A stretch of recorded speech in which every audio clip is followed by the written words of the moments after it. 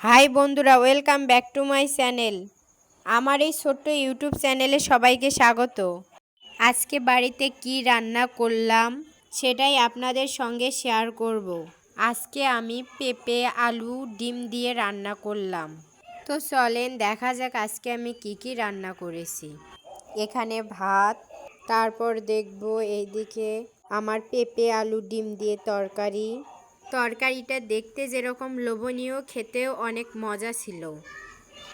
এদিকে আমি পটলের ছানা করেছিলাম, আর এটা পেঁপে ঘাটি ইলিশ মাছের মাথা দিয়ে করছিলাম। এটাও খেতে অনেক মজা হয়েছে। এদিকে কয়েকদিন বৃষ্টি থাকায় কোনো কাপড় চোপড় ধুতে পারিনি। আজকে একটু রোদ উঠেছে, তাই আমি বেশ কয়েকটা কাপড় শুকাতে দিয়েছি। এইদিকে আপনার দাদাভাই বেসিন পরিষ্কার করতে ব্যস্ত। বন্ধুরা, আজকের ভিডিও এই পর্যন্ত। ধন্যবাদ সবাইকে।